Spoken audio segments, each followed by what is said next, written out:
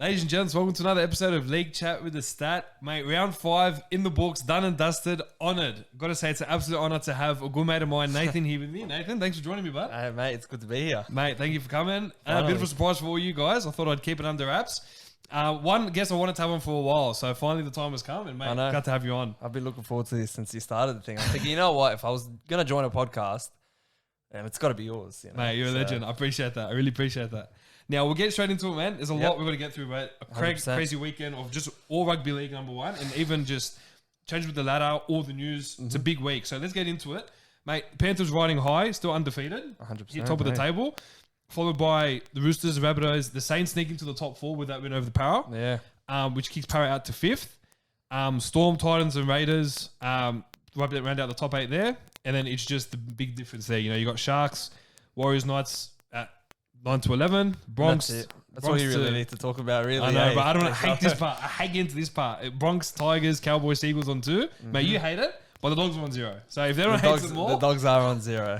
You know what? Once upon a time, for most of my life, Dogs on 0 would make me the happiest man in the world. Oh, but you know what? See a club struggling that much is like... It's hard. It's actually starting to like... I actually feel bad. And I've never felt bad for the Dogs in my life until now. Yeah, I know. And I even say that with the Broncos. Like, I feel like, man, now I'm over it. I'm actually over them losing. Yeah, it's head doing, mate. Be a fan. I know you're a Tigers fan, but mate, it's head doing. Tigers fans, a big stretch this way.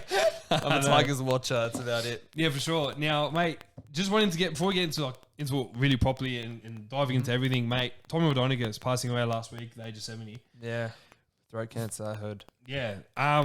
Big loss for the game. Just in a general all-round good bloke. I think my favourite, the memory, I think it's everyone's favourite, the cattle dog. It's the cattle dog, yeah. You know? I mean, we should have a cattle dog now. Everyone gets in, we punch on, everyone just punches on. Hey, I wish. Yeah, but no, he was a great player. This was a guy, you know, we just spoke then about Broncos feel sorry for him and Bulldogs feel sorry for him. This guy hated everyone he played. Exactly. He hated everyone. You feel sorry for anyone he was going up against, really. Yeah, and he prided his success on him hating the opposition and just giving 100% every time. And that's why he claimed to be successful. Yeah, didn't want anyone to be better than him. Yeah. And I think the game's lost that. I think that, you know, with this entertainment push that you're getting more fan-based entertainment instead of the players actually enjoying being out there and turning it on, you know? Like, you're seeing high-scoring games because defensively teams aren't willing to take that risk and that, you know, like a shoulder charge here or shoulder charge there. Like, as a fan, you think, why would he do that? You know, you're just costing us a penalty. You know, players like Hargraves and whatnot. Like, the other week, he cost them really bad, but I think it was this week against who did they play this week? Who are you talking about? The Jewels? The Roosters, Sharks. yeah. They played the Sharks and he had a blinder. You know, so it's like we're trying to find the balance of mongrel versus kicking it out of our game with all these rules because you're not going to get away with anything. But mate, if you could have footy back then when they only played. You know, they played once a week and they trained twice a week and they're back to the tradies. Honestly, it's like how it is now with like when you're playing through the ranks for months, you train twice a week and then you play the Saturday, go back to your regular job. And, mate, I wish I was around for that time, you know, watching these games. But yeah, it's 100%. Definitely a sad loss for the rugby league community losing Tommy Wadonigas. Again, a great player. Maybe wasn't been the best coach, but he was all about the mongrel, all about 100%. The defense, all about ripping the opposition, bashing him. Like, he was all about that tough, that mongrel that Nathan was just talking about here. So, it's a sad loss for the game. Yeah. And played his trade really well over at the Magpies. So, if you wanted to inspire a team, you'd get him to come to your game. Yeah, 100%. You know, seeing him in the reserve grade. Not bad. You know, I saw an interview, not an interview, just him coming into the sheds of a reserve grade West game, and he was just unloading on him. It was on Fox Sports the other day. Wow. It's crazy. It's like, you know, there's no one like that anymore. So, lost a great one, but yes, that's life. That's life, I guess. That's life. Let's get into it, man. Round 5. Rabbitohs 35 defeating the Broncos 6. Now, for me, this game, obviously, you look at the scoreline, pretty lopsided. But I thought Broncos, I think like maybe 10, 15 minutes in to about a good 10, 15 minutes, they kind of held their own. They held their own ground. Like their forwards were charging up, making the meters, dominating. 100%. Lodge and Haas were killing it. I thought for Rapids, Benji slotted in really well to cover Cody Walker. Oh, couldn't do a better job. Like you couldn't find a better man to do that job. Yeah. To cover, you know, and I think he gels with the team really well. I think that having Cody Walker back this week will, like, especially over the Tigers, will just give Benji that, you know, he's got a full game in his legs, give him the opportunity to relax a little bit and to play his best game for however long he's on. Yeah. And the difference that he made against the Broncos is just, you know, it shows why he's still in the NRL and why they're still thinking of extending his contract by another year. Yeah. So, sure. Yeah, big game for him, big game for the Rabbitohs that they came strong towards the end. I was like actually riding the Broncos when they were starting to, you know, they scored that try, Xavier Coates, and then I was like, oh, something could be on here, and then they just fell away. Just went straight back into their old. And even against Melbourne, they did the same thing against Melbourne, you know. But yeah, you're right. No, I think the Broncos struggled once again. I think what they struggle with the most is there's so much chopping and changing with their halves. Yeah. You know, I hate talking about it, but they say it's nothing to do with the halves. It comes back to the halves. 100%. You know, when you've got your meters making, they're gone with they're gone well with their go forward, but then it comes to the plays with their halves and they're lost. You know, Brodie Croft takes a hit up every set. He's not creative. Milford hasn't had confidence since 2015. Yep. He has one good game, one bad game. Yeah. One good game, about 3 bad games. Yeah. It's pretty similar to Luke Brooks, but we can get into that a bit later, you know. We'll get into that later. Yeah. But you talk about the dominating, and there wasn't anyone from the Broncos that kind of dominated really well. Yep. Apart from Payne Haas. He played, he gave 140 metres in about a 60-minute stint. But I think Tom Burgess, for me, 19 runs, 246 metres, 27 tackles. He's coming to his own. Yeah, really coming to his own. And it's great to see. It's about time. I think he's always been just one of the Burgess boys. He's been in their shadow. He has now emerged from that. I think since from round 1. Yeah, he came out firing. I think that, he really came out of the show. I think that his brother's gone. It creates a chance for him to be his own man, to stand up and not just be a pushover Burgess brother. And, you know, I think good luck to him. He's doing really well. Yeah. I think, has he missed a game? He missed one game, didn't he? Missed one game, I think, because of the burner. Yep. I think because of that. But yeah, if it wasn't for that, he's been playing well every week 100%. Ever since. But I think Mark Nichols is probably one of my favourite bench players. You know, I completely agree with you. I'm thinking, what's he doing on the bench? Yeah, and then he gets on and he'll just tackle, not even tackle bust, but just pushing the line, you know. Yeah. Like there's 4 people on him and he's just creating the extra work for the defenders. Yeah. Which I think has allowed the Rabbitohs to then spread it really well. Yeah. And just, you know, just gets them going. I think yeah, for sure. Off the back of him, especially off the bench, and you're running at fatigued forwards, hopefully, you know, he's made a massive impact. Yeah, and especially with the backline they've got, mate. You know, you got the Walker, the Latrell, your Mansour, mate. It's such a quality side. But yeah, they've showed the Broncos how to play a proper game of football. Yep. The Bronx, look, it's going to be another year very tough like this. But I think the most pleasing thing for the Rabbitohs, defensively, there would have been spewing that try by Jermaine Asako in that first half. It was Asako. Sorry, I said Coates. Yeah, no, it's all good. It's all good. But I think the struggle with the Broncos is, you know, if your spine isn't settled, you know, it's going to cause so many issues. And they haven't had a settled spine in years. Croft coming off the bench, I think, is useless. I think they could put in another forward to create extra go forward, which I think they have done now. So they've done that, which is good. But look, the Rabbitohs, this was a game they're expected to win and win heavy, and they've done that. You know, even without Cody Walker, Benji coming in, as you said, no one better to replace him than Benji. Yep. So that's that. Look, next game, Seagulls 13 defeating the Warriors 12. Seagulls get their first win of the season. That's crazy, eh? About time. It is about time. Like when I think of teams that are on a losing streak, I think, you know what? If I was to do my tips, I think, okay, are they due for a win? I don't even care if they're better, if they're worse. I think the Seagulls were due for a win. I think the Warriors last week, I felt like they looked a bit fatigued. And then coming into this week in a grind fest, I think it wasn't the way to go. I think if they had scored a couple of tries early, even if both teams scored a couple of tries early, I think that the Warriors would have pushed over and really kicked into gear. But it was good to see a bit of grit from the Seagulls and Daly Cherry Evans to actually step up again and just, you know, show us that he's still, you know, the Queensland halfback, you know. So no means a perfect game from him or from the team or either team, but I think you just need a win to get going. Yeah, I think that's all they needed. And they didn't care how they did it as long as they did it. Exactly. And it was a very scrappy game, riddled with a lot of errors for those that may have missed the game. But I think, it was just the game they needed. Like, you see, it was a lot of errors, especially in that first half hour, man. Right before that, Cherry Evans kicked the sub. It's hard to watch. Man, it's hard to watch. It is hard to watch. And you look at the two sides, Warriors have more of a quality side than Sea Eagles. 100%. But still, their game, they weren't on their game plan at all. I think the Warriors are really missing Fanua Blake. I think it's been the second game without him, and they are just missing his go forward. Just what he provided in 1 month of football.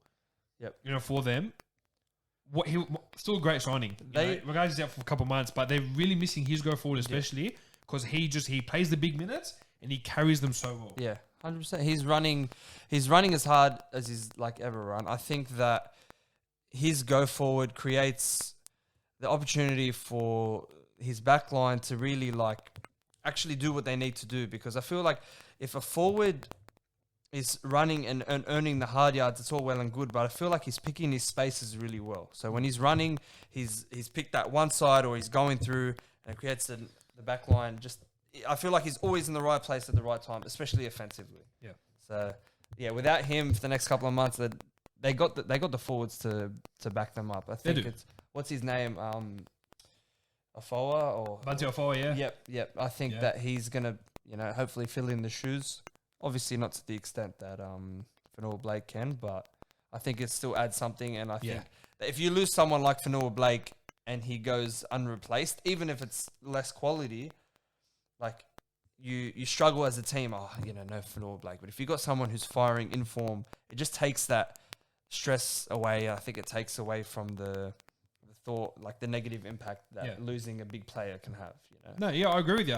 I've been watching Bunty Afoa, apart from him being suspended this game, which again would have affected their go forward as well. But Bunty Afoa runs everyone like it's his last. Yep. If I could have something like that at my club. Yep. And it might sound silly, but the way he runs, and he doesn't just run and then once he gets hit, he kind of stops. Yeah. He goes until someone can chop him by the legs. Yep. He keeps going. So they miss that as well. The game's missing that, not just him. Yeah. I think the game is missing that. The players are running and they're looking for the quick play the ball. So they're thinking, okay, let me just quickly get down, play the ball as quickly as possible. And it works in one way, but at the same time, I feel like you need a couple of players who put all that aside and just be like, I just need to run hard. Yeah. And it just gets the boys going, I think, more than anything. Yeah, no, I agree with you on that. And in his reinforcements for Fanua Blake and for Bunty Afoa, Tohu Harris, mate, that guy, there aren't many people that can leave the Melbourne system and do really well. Mate, Tohu Harris has got to be one of those guys. Yeah, all right, the club he's at have had a lot of inconsistent seasons, but if you think about it, guys, he has been one player that just punches out 80 minutes every week, regardless of whether it's prop, second row lock, and gets the job done. It gets what he needs to do for his team. I thought other boys stepped up. Jazz Tavaga, who played a bigger role. I think he was my man of the match. Yeah. It was exceptional, in the losing side. 16 runs, 145 metres, 3 offloads and 51 tackles. So he provided the work in the go forward, but he also worked defensively. And it was a tireless effort. Played a good, I think it was 70-odd minutes. Yep. But for the Sea Eagles, probably the best game Josh Aloiai has had for them. Yep. Since leaving the Tigers, I think that's his best game. Yeah, for sure. 16 runs, 160 metres, 34 tackles. A kind of no-nonsense game from him. Yep. Get the job done, kind of. That's it. And he's needed that, He needed that from round one. In this game he started, he was actually named on the bench. Actually started the game. Started with Tapau off the bench, 17 runs, 145 metres, 2 tackle breaks, 12 throws, 35 tackles. It's good to see that again from him. I love it. I love when Tapau does that. I think they've indicated that they don't want him. So I think he's trying to prove something. And man, when he's on, he's on. I don't think he's got one of the deadliest fans. He does. Honestly, when I used to watch him when he used to play at the Tigers, man, I used to see highlights on YouTube. Literally, it's just if you can watch GI fans and him, very similar. Just bang in your face, you're hitting the deck. And I think he's finally found a bit of mongrel again, and hopefully they go forward from that. Yeah, no, definitely. And I think this would be a perfect game just because of how scrappy it was to just get him over the line. Just to show that we can actually grind the game out because if they to get in a game, we know that we beat the Warriors and we've come back and we've showed that we can win games, at the death and we won't crumble. And I think that hopefully that goes a long way. It doesn't mean that it will. I think they're still going to get rolled most weeks, but if they pick up a couple of wins here and there, then I think You know, I think they can at least stay out of the bottom 3. Yeah, that's it. And I think with the start that they've had and a very indifferent start, Cherry Evans hasn't been on the last month. Yeah. He's had a very indifferent start to the year. Look, they're talking about Trbojevic, but he still plays a massive impact in the team. I think they made a lot of wrong decisions, with Dylan Walker at fullback. Yeah. I think they should have gone with someone like Morgan Harper. Little things like that where taking players out of positions, especially with Harper, right? He's come from the Dogs as a winger center. But in the trial game against the Tigers, where Tigers obviously demoralised them, but he played really well at fullback. He kind of I think he played well. So for Des Hasler not go down that route was kind of disappointing. Yeah. But look, they got their win. It's now they build off it, and they've got quite an opponent this week. So we'll get into that a little bit later.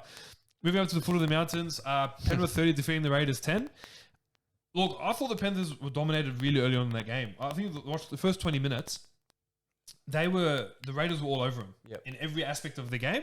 It didn't come until kick-out shoulder charge Nico Clockstar, which unfortunately ended his game and is sidelined him for a little bit. Did that sideline him for a few weeks, or did that him going for scans show that there was underlying issues? Because he's got neck injury, that's why he's out for however long, 6 weeks. 12, So is that from the shoulder charge, or is that an underlying issue which they only picked up because he got concussed? Yeah, I feel like I heard that. I don't know. Yeah, well, I think it was from. They're saying it was from the shoulder charge, even though it didn't look like there was any contact made to the head. Unless there would have been a crusher tackle I must have missed or something that could have maybe played a part.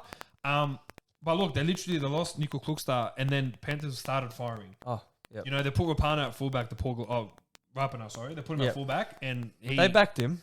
They backed him. Unfortunately, he had a few errors. Obviously, you don't train at fullback, and you get but I didn't think he played that bad. I think he had a couple of errors, but I think do Canberra really have a genuine backup fullback? And they got, I think it's Aiken. Aiken's from Penrith. Yep. Yeah. So that'll be good to see, but it's also where do they Klukstad's direction and his defensive IQ, I think, is up there with the elite, like RTS. And, defensively, he's exceptional. Yeah. Like when I was at the game at round 1, I went to Canberra, and the one thing I could hear was him just barking.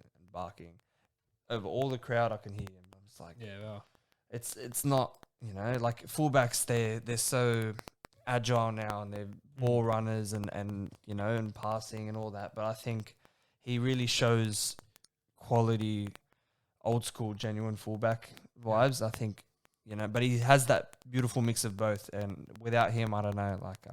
I hope they go all right still, but it shows signs. It's a big loss. Yep. It's a huge loss. Massive loss. And for someone like Aikens to come in is going to be big step. Big step, big struggle.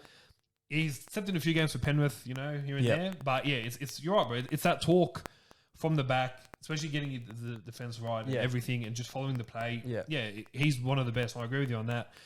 His follow-up play as well, I think, is quite up there. He's always backing up, always. Always very good. Just always around the ball when the ball's knocked on. He's just there. Yeah, he's shown that talent back when he was at the Warriors as well. Yeah. For those 8 games he played, he scored 8-9 tries. So he's always had the talent, and he just needed to be exposed into the fullback role. And he's been flying for the Raiders since he's been there. Yep. But I want to focus on the Panthers just a little bit, mate. Let's go for it. Jerome Luai. That try he scored, and everyone's like, he just grabbed it to himself. But mate, you look at it, and it's literally park football. Yeah. For someone who's played a lot of park football like yourself, you know that is a lot of park footy. I think what it shows is someone who enjoys their game and enjoys the game as it is. Pure sport. What it's meant to be. If you watch highlights of like the 2000s era, you see a lot of that. But I feel like it's faded from the game. I think that he's bringing that, that old school vibe to it, and I think it was nice to watch. It was beautiful. It's like what? Yeah, he just creates the opportunity for himself, and the team works off of that. Yeah. And I think he is becoming his own player, he's not just Nathan Cleary's partner anymore. I think, to be honest, he is more informed than Nathan Cleary personally. Yeah. They're just different. They're different players, but I think if you want someone that's getting your team fired up, it's going to be him.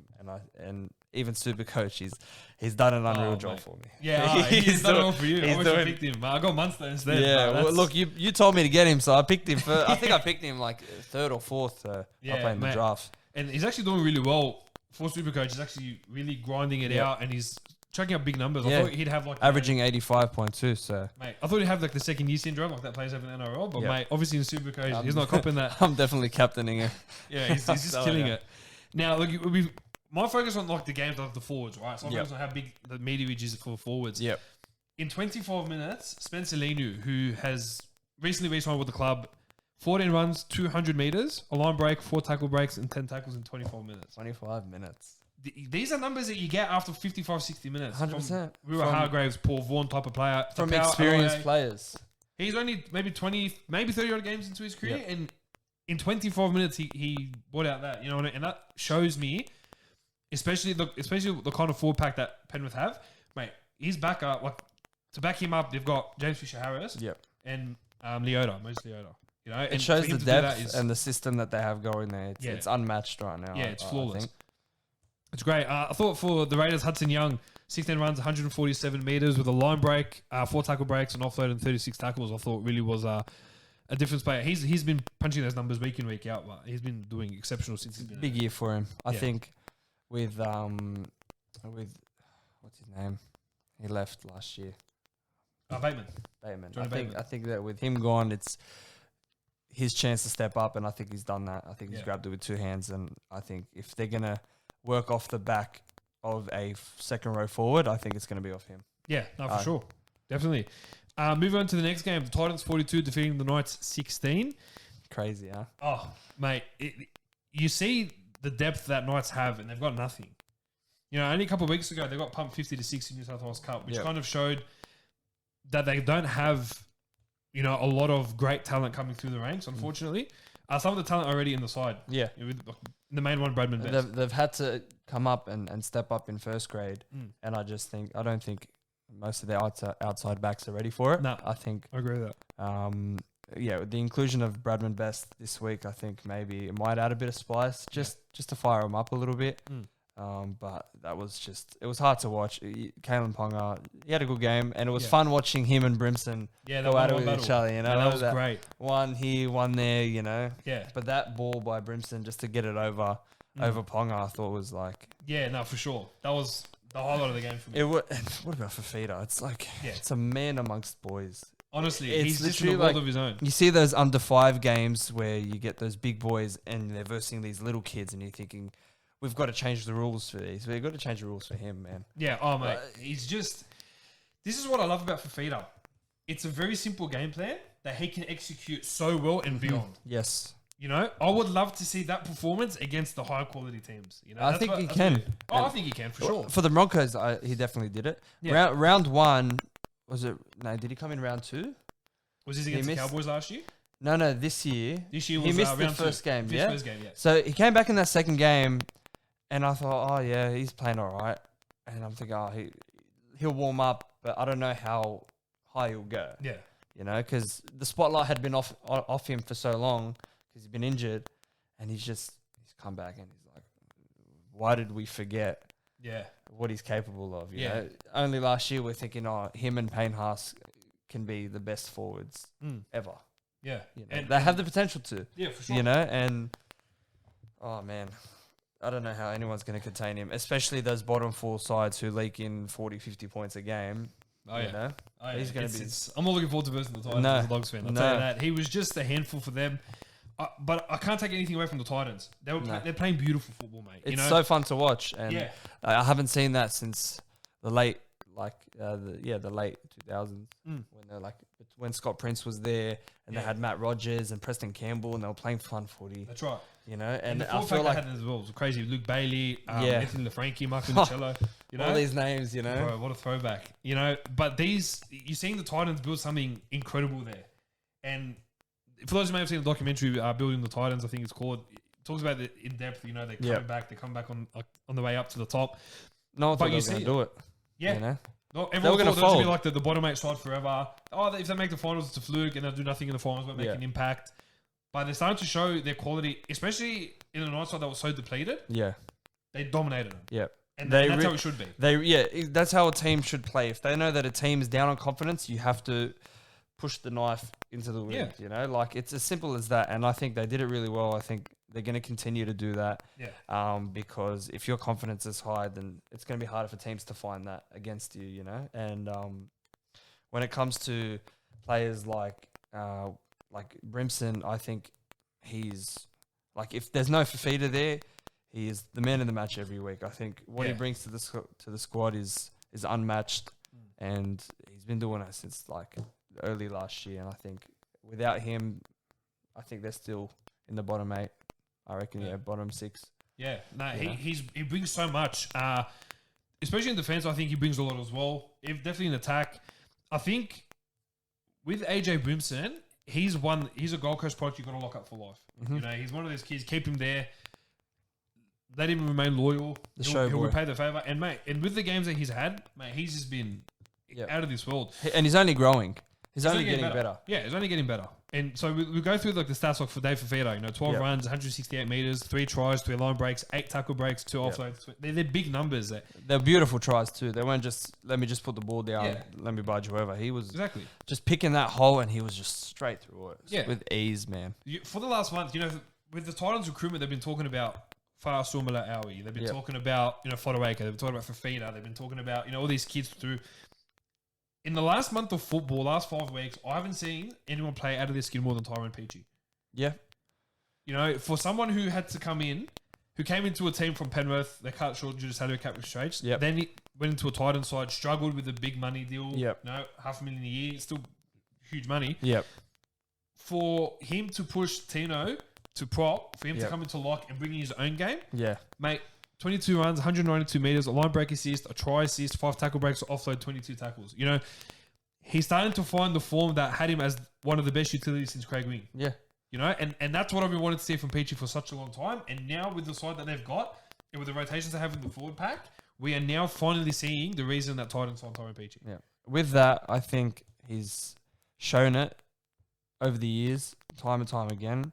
But the difference is now, I think he's doing it much more consistently. Yeah. I think that what he's bringing to them is that push and that grit that they just didn't have before, and they were falling out of games. And even him, he was the only one that would bring that. Like last year, I think they played 2 or 3 games where he was just starring for him over and over again. He was bringing them back into the games, especially when he was off the bench. And everyone's like, is his role on the bench the best for him? Because off the bench, like when he was starting, he wasn't doing anything. Yeah. When he came off the bench, he was firing. He was bringing the boys up with him. And now he's finally found that perfect balance. And I think that even, with him, Fafita and Brimson, the other boys, they're going to play good. Fasila Mawaawi and all those boys, they're going to play good. Yeah. But when you have players like these 3, you're just going to help your team even more. And I think just releases pressure from everyone else. Yeah. I think the problem with the Titans over the years is that they've relied on a couple of players, and it's just worn them out. And, you know, they'd play good couple of games, and then they would fall, and then they end up at the bottom of the ladder. And now it's good to see them finally thriving. Yeah. You know, and the Knights, who we thought, you know, punch a way through, finally, maybe this is the year. They've been due for this is the year for the last 2 years, but I think they're more struggling with their backs, mate. You look at that, like you look at the forward pack, definitely one of the best in the comp. Yeah. And one of the best, if not the best. Yeah, and you look at their backs, you know, Gamat Shibasaki, Inari Tawala, Omohan, you know, and as you say the names, like there's nothing quality there apart from Bradman Best. You know, there isn't that, and he's the youngest one, probably the most inexperienced one, and he's their best one. And look, if the Knights fix their backs up, like I always speak about this, if they get their backs right, mate, they're going to be unstoppable. There. Yeah, they'll be top because it's going to be easy for them. Yeah. You know what I mean? They just got to find the right pass, find the right. I just feel like they look lost. I think that without Mitchell Pearce there, they got Blake Green, who was a great, like, for him to come back the week that he came back is very lucky for him. Yeah, for sure. And I think once he gets firing, and now that Kurt Mann's and there and Connor Watson goes back to 13, I think this is a chance for them to just settle down and think, okay, this is where we're at. How do we fix that? And how do we find structure again? Now that we know that Mitchell Pearce is out long term, you know, so that's right. It gives the Knights opportunity to really think about it and to build from here. Okay, just think of it round 1 from here. I think they can come back. I think they can push a late surge into the top 8 towards the end of the season. I think they're going to struggle to find their feet, but I reckon they will. Yeah. Look, I agree with that as well. But they do. You can see how much they miss Pearce. Even Kurt Mann. Yep. Everyone talks about how rubbish he is. I rate Kurt Mann. I rate him too. I think he's a great player. I think, what he does on the field, especially with Pierce, is great. Complements his game. Low percentage players that loves running the ball. When he runs the ball, it's threatening. Yeah, the Knights still have a long way to go, I reckon, especially with all the injuries they got now. So, moving on. Talking about a team low on confidence. Go the Dogs, huh? Go the Dogs. 52, Dogs 18. Oh, mate, I don't care how low we are on confidence. You cannot be losing 30-6 at halftime. I don't care who's in your lineup. I don't care what the situation is. We're talking about that grit in defense, how we've lost that grit. They have nothing in defense. Forget attack. We'll leave attack to the side for a moment. At halftime, 30 points to 6. I saw some of the tries. And I sit there bemused, and I sit there and I go, why are some of these tries, why are they soft? You can't be watched. Like, if you were to put together the compilation of all the tries in the week, you'd want to remove most of those tries because you think if you want to promote the game, that's not how you're going to do it. You're just showing a bunch of amateurs who are trying to put their arms out. Put your shoulder in there. Do something. I know that they're struggling for confidence, but you can only build your confidence off the back of defense. And they have, honestly, I do think they have the players that can do it defensively. I just think I don't know if they want to. I don't think they have the grit. No, nothing at all. I don't think they have the grit. I think they know they're a beaten side going into the game. I think they know that, okay. They're that low on confidence. They're that low on confidence that they go into games and I think, oh, this guy's injured. We don't have this. We don't have that. Oh, we're bottom of the ladder. It all starts with doubt. It all starts with doubt, and now they're crumbling. And honestly, man, when I watched them and they were getting rampage, I was thinking, man, this is like, I don't know if I can watch this anymore. It's embarrassing. I was out for dinner, and I was just watching from the screen. I was looking up, and they're just getting try after try after try. And then once the Bulldogs started scoring some tries, I'm like, you know what, man, this is cool. It's so nice to see. They scored a couple of tries in a row, and I'm thinking, you know what? If the game ends there, as a Bulldogs supporter, I'd be happy. But they just let it go. And I don't even think it was them letting it go. I just think it was Melbourne realising, okay, we need to do something now. Yeah, because I think they got a bit complacent with it. Yeah. If you look at the tries that the Bulldogs scored, yeah, it was good to see, but it was also complacency from Melbourne. I think that try, the one that Avrila scored where Puppy was out of the line. Yep. And I was thinking it's a bit odd for Puppy to do that, but I think you're right. They're taking risks and they're just trying to explore, and what better game to do it? Exactly. And I don't blame them. If I was at the top and I was doing it to another team, I'd probably laugh at the other team. You got to do that. But look, Bulldogs showed in glimpses what they can do. Yep. Especially in attack in that second half. But I'm looking at defense being a concern, mate. In the first 5 weeks of the competition, we've conceded 174 points. Yep. We scored 36. Yes, attack is woeful. We talk about it every week, and people are getting sick of that. But 174 points. You know what I mean? You can't ignore that. You can't be saying, "Oh yeah, but what about attack?" Forget attack. You can't win games without defense. Exactly. And we haven't won a game. So if your attacking is poor, your defense has to make up for it. That's right. Like, there is no other way around it. You're not gonna. It's not only that you're gonna not win games, you're just gonna get blown out every week, which is what's happening. Is ludicrous. As I said, when you're down 30-6 at halftime, if you're not walking off the field, not even looking, like, your head has to be down. I don't care. Like, you have to be low on. Like, I don't want anyone walking into the sheds after 30-6, after not scoring tries for 3 weeks straight. They're walking into the sheds.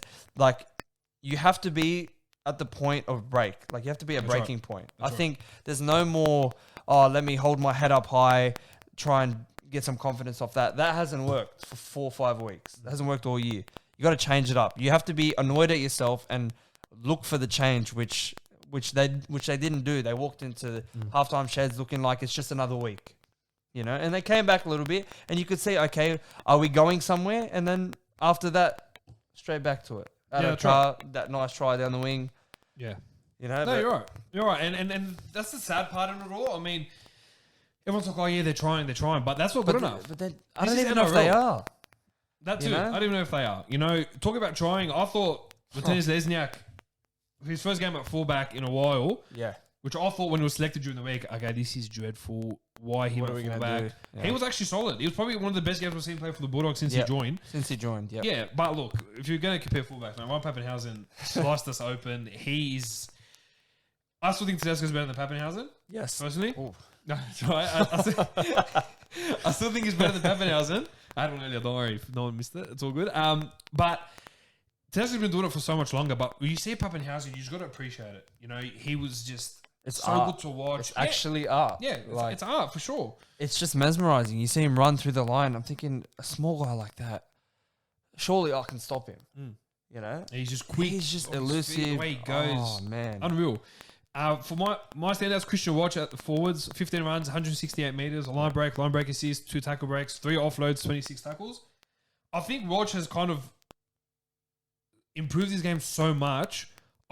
He wouldn't look at a place in forget Origin. I'd put him in Australia. He wouldn't look at a place in Australia. No, not at all. And you think, Christian Watch, but then all you need is someone to show you, okay, look what he's done, and the stats speak for themselves. You know, I think he's been a standout every week now for the last 3 weeks.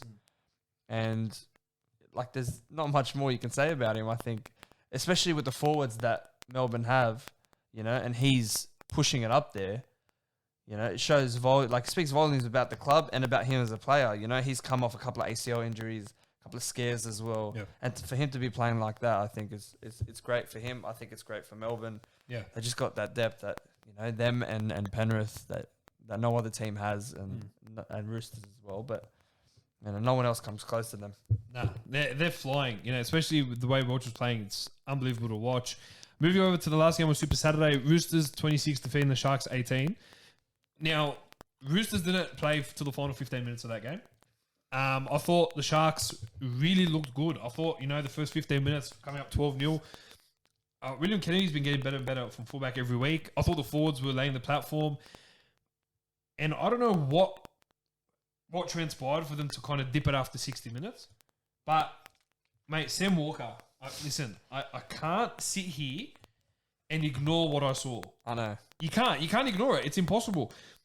That cutout ball to Daniel Tupou is what you dream of that. You know, you dream of those kind of balls that you come out and if you were to practice something in your mind, it's a massive cutout. 100%.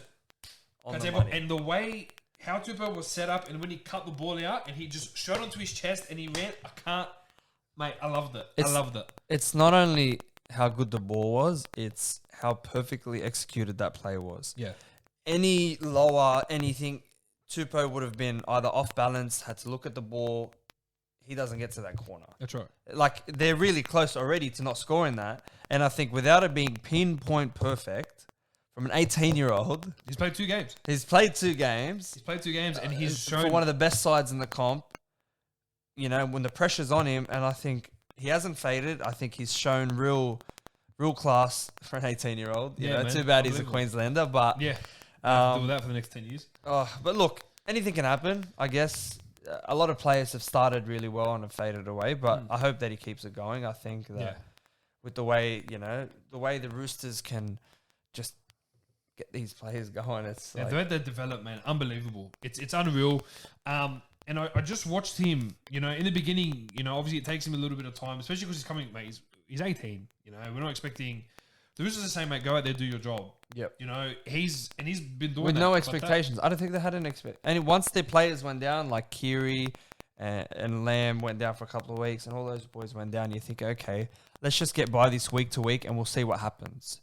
You know, like if we don't end up in the top 4, top 8, that's all right. We have an excuse to build. We've had these injuries. This is what's happened. Yeah. We're going to chuck in this kid and just, you know, and see what happens. And mate, and we're seeing what happens. No, we're seeing what's happening. Look, the Sharks were up 18-4. They had that game wrapped up. They thought they had it. They thought it was good to go. And, mate, Sam Walker just tore it up in the last 15. If I'm being honest, I was watching the first 15 minutes when the Sharks were piling it on. Even at that point, I still didn't feel like they really thought they were going to win it. Like, for me personally, I watch it and I'm thinking, the Roosters aren't out of this. A couple of mistakes here and there. They're not out of it in terms of, like, once the Sharks scored those 2 tries, they're like, okay, we've scored 2 tries. What do we do now? Because I feel like they didn't expect to be in that position. Yeah. And I know that it's still a young Rooster side now, but I think the Roosters didn't let it get to them. I think they weathered the storm after the first 15 minutes, brought it back a little bit, just changed something, and then it created the opportunity. The Sharks ended up pushing through again, and then those last 20 minutes, it's fun to watch as a neutral fan. It's it's just what the game is, you know? Yeah. And it's what you want it to be. Yeah, that's right, 100%. And on that point on the Sharks, we're going to definitely talk about the Sharks a little bit later. Yeah, 100%. We're going to get into that. But I thought, with the way they've been coached for the last however long, John Morris has done really well in terms of the kids he's brought through and the side that he's brought in. And, mate, these are some of the kids that he's developed and chucked them into system. But I think the one thing for me, for the Sharks, another loss against another top 8 side. Yep. And they haven't won against top 8 team in the last... I don't think they won it at all last year. Last year they were completely clean. They beat every bottom 8 team and comfortably, but they couldn't just do it against the top 8 team. So that was the kind of a game that was there, that they had. If they won that, it'd be like, okay, Richards aren't 100%, but it's a step in the right direction where they need to be. So they like that bit. JWH off the bench for the Chooks. 21 runs, 219 metres, 100 post contact with the offload and 26 tackles. Yep. Old school. Don't really need to talk about forwards anymore. Shows what he's about. And the week before, it was, oh man, like even watching him, and I don't really like him much as a player. Yeah. And I was like, you can't just be giving away these penalties and these 6 agains and doing all this stupid stuff. But he's come out this week, and I think to finally get back at, he's like put it all aside, and I reckon the clubs talked to him and said, look, if you're playing like this, mate. We don't want you. Yeah. You know, he's been doing it for 10 years. He's been doing it for 10 years, and he has been doing it. But the other week was just, it really showed that it was really costing them, you know. But this week came out, off he went, and it was good. It was good to see. They need that. They need him firing. They don't have much left in the squad in terms of depth and experience, and I think he's taken it with 2 hands. I think hopefully this continues for the rest of the season for him, but we'll see how it goes. Apart from that dumb one where he tackled Townsend way after he kicked it was an absolute laugh, but not needed. But I'm sure you're right with this. I mean, if he can limit himself to one not needed thing, I'll take that. I think every Roosters fan that I know that will take that, Mate, we've got to talk about your boys here. Cowboys beating you boys, 34 boys to 30. Do we have to? Mate, I talk about the Bulldogs every week, mate. You got to help me out with this one. Now, everyone's talking about, it's not a tribute to Tommy Raudonikis and all that. Yeah, all right. But that shouldn't be the focus. I mean, the Tigers in that first half... Okay, listen. There is no way that Cowboys can score half the tries they scored. Ever. The one that Tolagi scored off North Faluma. That's ridiculous. That's a confidence try, though. It is a confidence try. When you're rolling and you're rolling that hard and the way you're going, you think you can score anything. Yeah, you score anything. And some of them just, the luck is, you got it. Kind of confidence. If you're allowing the Cowboys to score tries like that, you know that something's wrong. And the Cowboys are a good side, and they've struggled, and they're finding balance. But you just gave it to them on a silver platter, man. It was so hard to watch. I think when they scored their first try, it was a beautiful try. Yeah, it was. Man, just... Oh, man. It was like... even as a Tiger supporter, I was like, wow, this is something. You got to look back and just say, this is good. Yeah. And then we piled the pressure on them, and I think we looked good, and Alex Twile nearly went over, and then we ended up scoring with Dane Laurie like 3 or 4 sets later. And I think that's not good enough. 2-3 sets max. You have to be. You got to look threatening. Otherwise, you just think you give the defense confidence, And that work, like if you've held a team out for 4 sets, guarantee you're most likely going to score on the other end of the field because you know that we've got through this. Let's show them that we're ahead now, and that's what they did. And they just blew them out, and it was hard to watch. Honestly, coming into the game, big occasion. Packed out. As soon as I saw sold out for Leichhardt, I'm like, we've lost. Because every time there's a big game that needs to be played at Leichhardt, I think they just fade. I think that the pressure gets to them. And, for example, they played against Canberra a couple of years ago.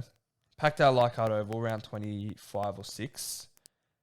And they folded like 50-6. The year after... we're finally showing some signs of a turnaround. If we win this game, we're in the finals, right? Paul Gallen hit a field goal in front of us. Packed out Leichhardt Oval. The year before that as well, that was 3 years ago against Canberra. 2 years ago was against the Dragons. I'm thinking, why am I even a fan of this club? Like, it's not only hard to watch, but it's like... it just burns me that the Tigers have come into this game. I know I don't expect them to come in and say, okay, we're going to beat this team because they're playing low. I'm always worried against a low-ranked team, they're going to fold, which is what they do. They play good against teams like Knights, against teams like the Titans, teams that are fighting for that top 8 spot. I think they do really well against because they're like, oh, these are the teams we need to beat. Yeah. Top 4 teams, we get flogged. Bottom 4 teams, we can't win a game. Against the Bulldogs, they can beat us. You know, they took us to Golden Point. Like, Luke Brooks had to hit a field goal last year against them. Yeah. But when the Tigers play, it's like they think they're not in that bottom 4 anymore. They think, okay, you've got Cowboys, Broncos, Manly, and Bulldogs. You're a part of that now. Like, as much as we think we're a bigger club, oh, we're just not playing good, it's a joke if now they look and they think, oh, no, we're not them. And I think that's got to them. And I think until they accept that, they're not going to go forward. I think it's going to keep happening every week. Yeah. And as a Tigers fan, I don't know what to say.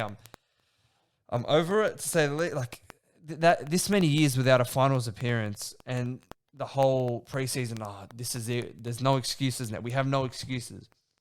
That's not what they're showing. They're showing excuses, and I think, what do we do with the likes of Luke Brooks, and do we let him go? Do even him as a player? I don't think he's a bad player. I just think he doesn't have the confidence around him for him to be confident in himself. So you're saying that he's kind of in the wrong system. Yep. Not even in the wrong system. I just don't think. Honestly, I think it's the fans, right? They got booed off at halftime. Yeah. Right? Not only that, but you can hear the announcer saying, Tigers. Not a single word. Nothing. And I heard him 4 times he tried it. 0 response. And if you're hearing the announcer, that means the crowd is not in it enough already. You know?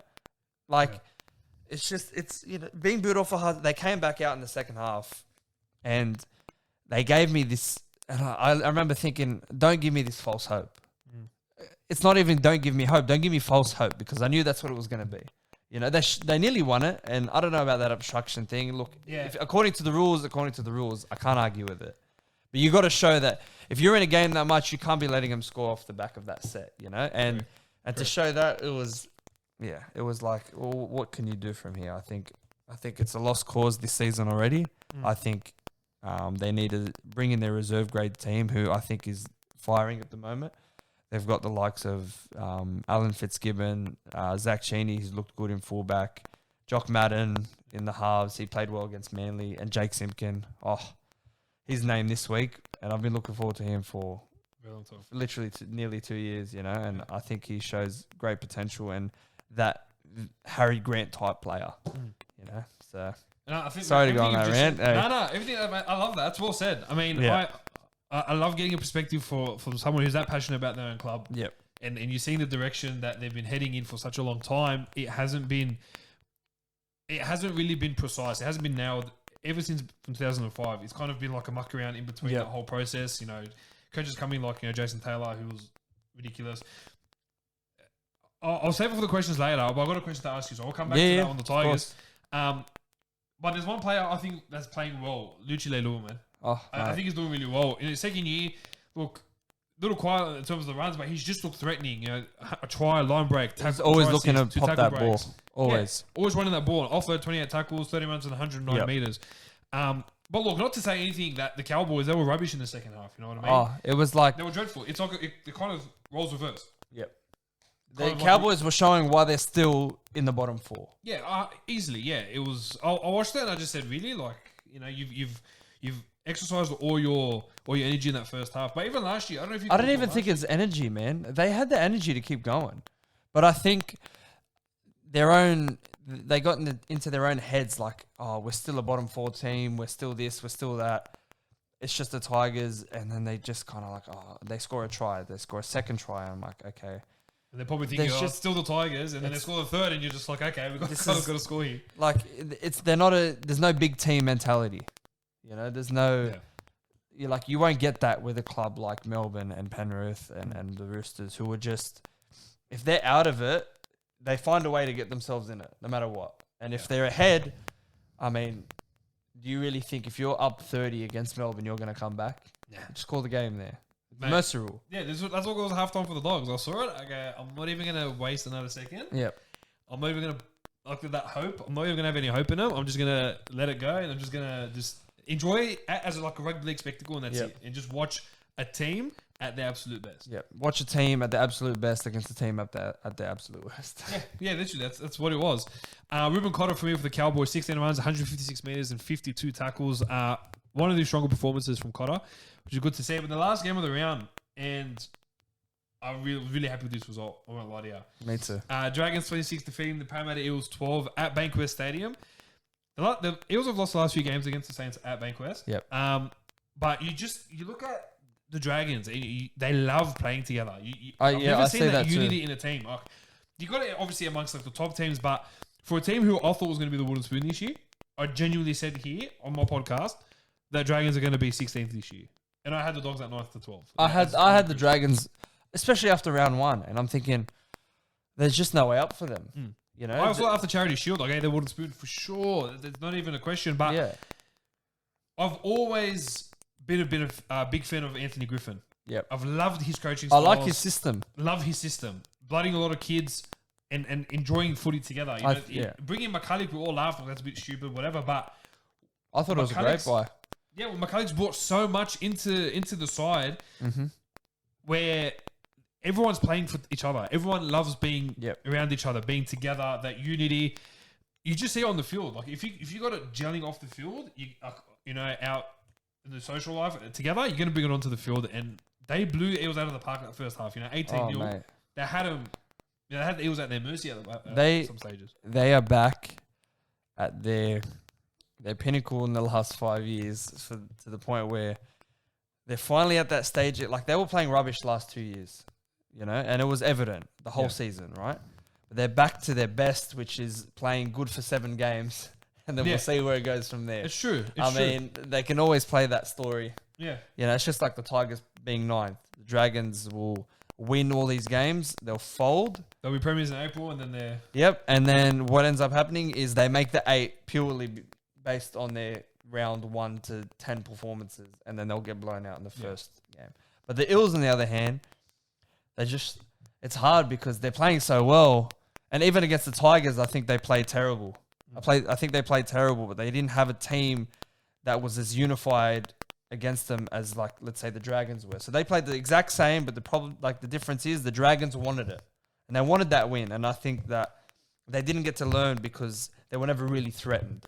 Even though the Tigers probably could have won that game against the Eels, I think that the Dragons have come in with a load of confidence, especially without Ben Hunt, who I think was a shining light for them and is their captain, Adam Clune? Yeah. He's playing. He was on my Supercoach team, like, when he was debuting, and now I'm looking, I'm like, this is not the same player that I had, man. Yeah. And he's really firing for level, 100%. And that's an Anthony Griffin style player right there. Just on Parramatta though, this is what everyone keeps elevating them, and every week I jump on here, I feel like I hate Parramatta. I actually do. Yeah. But the point I'm trying to make is that everyone thinks that they are this team up there with Storm, up there with Chooks, up there with Penrith, up there. They are not as hyped up as they like to think they are. When they win, they really show that they've won. Correct. You know what I mean? Look at this, right? In games that they've won, they've set the platform. They've been ahead. Yep. Moses plays a phenomenal game because they've already been ahead. So the game is a lot easier for him. But watch Mitchell Moses play like he did in this game, 18-0 down. Yep. He is not their half to take them into bringing back into the game. No. He's not that type of player. And again, it showed. They were down 18-0.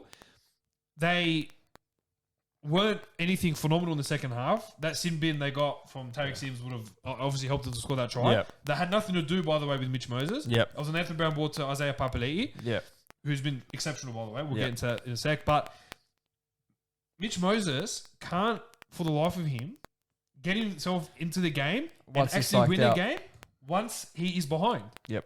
It's proven. And again, he got proven again on Sunday night in the last game. I think he's played 2 or 3 games where he has shown that he's capable of doing that, but then it's just not consistent. And if you're not consistent with it, you're still going to get criticized for it.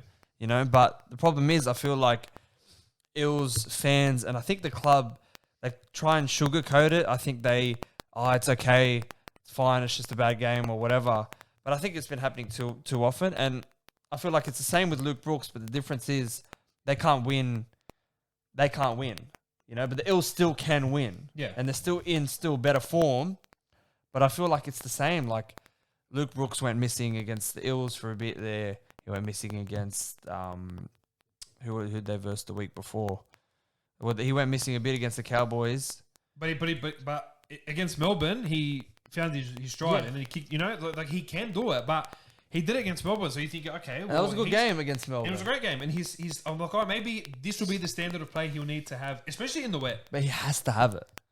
But they're not going to get anywhere without him firing. I think Eels are crazy for offering him a 2-year, $1.5 million extension. Let him, man. Let him put on him. But I think they're crazy, and I think that he's not the man to lead them. But then who is? Who would fit into that Parramatta system and thrive? Listen, there's only one player that'll fit into any system and thrive. That's Cameron Munster.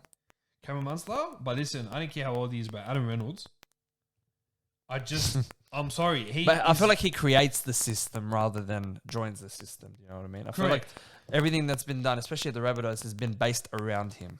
And it's crazy to think that they're trying to not steer away, but I don't know. I feel like I'm back in the club in terms of Adam Reynolds. I think... I don't know if we're going to get into it a bit later. We'll get into it a bit later. Because I think we're going to... It's a big topic, yeah.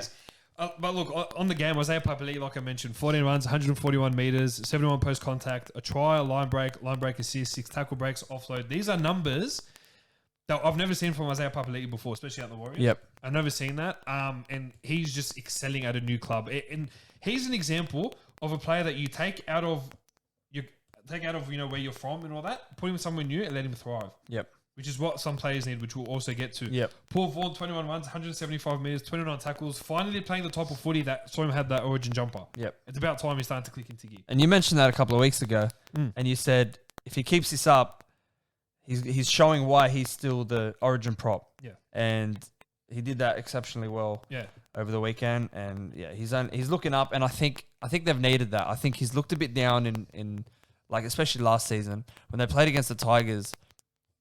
He dropped the ball over the line. It was just little mistakes that was costing him games, and I think that got to him.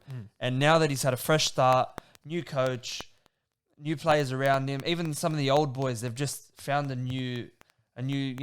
New lease. Kind of a new lease in the club, Yeah. Which is good. And that's round 5. That wraps it up. That's round 5. That was actually very entertaining, to be honest. Moving on to my Supercoach segment, Stats Supercoach segment. Yep. Listen, I'm not doing great at the moment. I won't lie to you. I'm 1160. Fussator is out this week. Tessie News out this week. Ryan James out this week. I need to get Fafita and To'o in, but I need 5 trades to do that. I'm in a bit of a struggle street. But mate, you're killing it in draft. Tell us about how you're going in draft. I'm doing all right in draft. I'm second at the moment. I've lost this week. Last week to a guy who has been doing really well over the last, I'd say, 10 years since probably Supercoach started. Yeah.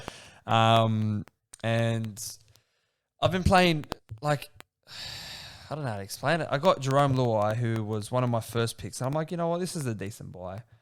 A decent pick. And I've got Tahoe Harris, Angus. My second rollers, I think, have set the platform for me. Yeah. But with Nickel Klukstad gone, I think I've got no fullback. I'm trying to fish now. It's hard. But I'm doing really well. I'm doing better than I thought, because my average, like if you look at the average before the game, it shows what your average projected score is, and it's nowhere near any of the top boys that are playing. I'm getting them wins, man. Yeah, and I'm pretty happy. It is all about the dubs, man. And come September, mate, I gotta, Mate, you'll be the Tigers, mate. I hope so. Look, I'm not gonna lie. My tipping is horrendous. Oh yeah, I'm in the bottom 4 for tipping. As long as I tip Bulldogs every week, I'm always down the bottom 4. So that hasn't changed much, to be honest with you guys. But look, moving over to news around the NRL world. Dragons and Panthers do the swap deal between Eddie Blacker and Billy Burns. Yep. A lot of hype on Burns, so I'm really excited to see his name in the squad this week as well. So he could kind of jump in. Moses Mbai shopping himself to Cowboys and the Broncos. I find him to be more Max as a utility. Yep. Max. Mate, we lost 2 great guys this week. Jake Friend, Malcolm Morgan, due to injuries announcing their retirements. Mate, all the best to you guys. Phenomenal careers from both. Jake Friend, you know, he kind of was a bit of a troublemaker in his early days. Got sacked. I remember, like it was yesterday, him working at the cafe and Politis coming up saying, mate, you got one last shot, and became a Roosters legend, winning 3 competitions with him. Michael Morgan, you know, will forever be the one. The highlight reel for me will forever be the pass to Kyle Feldt in the grand final. You know, but there's that. But I think for me, with Michael Morgan, he was one of my favourites because he could play. Before he moved to 5'8", he was a great fullback. Yep. And he was an excellent centre. Yep. You know, Mitch Orbison was my kind of utility guy. Yeah. That every position he played, he did it flawlessly. Yep. This was Michael Morgan. 100%. You know, fullback, flawless. Centre, flawless. And in the halves, when Thurston was there... No one played their role, I think, better than him. None. And that's what obviously with the exception of Orbo. Yeah. In terms of a guy that is more of a playmaking player, I think he was exceptional. I think when he... Even at fullback, even when he was covering in, it's like... Did you really lose someone at the back there? And obviously he's struggled with his shoulder, and it's hard to watch, especially with the chances of it getting infected. I think it's like 1% to 2%. Like, it's pretty rare, and for him to have to retire, it sucks because I feel like he was a great ambassador for the game. Didn't really do anything to harm the game. Yeah, and he always gave 100%, and giving 100%. If you can't do that anymore, I think he made the right choice, and I think that I agree. It frees up a lot of cap space and a lot of drama for the NRL going forward. You know, who wants who, and the Cowboys want this guy and that guy, and it'll create something. You know, and like so, even Jake Friend, like that's to retire from concussions it's a sad way to go out because you feel like you can still give more. You know what I mean? And and I'm hoping that it doesn't come to end the career of, you know, Boyd Cordner, you know, God forbid, you know what I mean? He's only 26, 27. I know. He's still got another good 4, 5, 6 years ahead of him. Yep. So, and with the amount of concussions he's had, it's sad. But to see the guys go out the way they did, obviously not on their terms, I think is the hardest part for me to take in personally as a fan. They both great ambassadors for the game. You know, as I said, Jake Friend really turned his life around. You know, for someone who started off as a real bad boy, you know, you've had a lot of stories like that, but he genuinely turned himself around and he became one of the best blokes in the game. Yeah, 100%. And you don't hear a word from him. No, nothing. And a phenomenal player. You know, to win 3 comps, you know, to be part of a great Roosters dynasty you know, for those years. Part of a winning Origin squad last year as well. That too. You know, it's hard to see players like that go. That's the hardest thing for me to see. So, mate, to those blokes, all the best. For LCWTS at the start, all the best in your post-football careers. But moving on, Andrew Fafita linked to a move to Wakefield with his brother David, which will free up a lot of cap space for the Sharks, which I think will be all right. Will he take it though? I know he probably has no choice because I don't know if an NRL club wants him. Well, Dragons were interested in him before they signed Josh Maguire today. Yep. That's big news as well, yeah. Yeah, which is a great signing for them. 100%. I think he's still got a lot to offer. Yeah. And more getting all the old Brisbane boys back together. Yep. Loving the band back together kind of thing. It's good. Gareth Witter, Will Chambers linked to Cronulla. As far as I'm concerned with Chambers, I believe he was waiting on a phone call from John Morris. But that didn't insinuate, which I'll get to in a second. Do you think that's going to be a possibility now that Fitzgibbon's taken over? To be honest, it depends what Hannay wants to do, because it becomes Hannay's club. Yeah. So if you notice that, which we're going to get to in the moment, Josh Hannay will be running the club for the rest of the year. So Gareth Widdop, though, he was linked with the Tigers for a while. Linked with the Tigers. They really wanted him, especially at the beginning of the season. Yeah. But I think they've gone cold on that, and they're more looking at Jackson Hastings. Yeah. So I don't think either of them want to come, to be honest. Yeah, and I don't think either of them should go. Yeah. Jackson Hastings, they wanted to use him as like a ball-playing lock, like Connor Watson type of role. Andrew Abdo has said not to change the rules for the eligibility for State of Origin. Yeah. Very good news. Thank you, Abdo, for doing something right, mate, honestly. We can't be like... You got to be clear cut. You got to be clear. New South Wales was Queensland.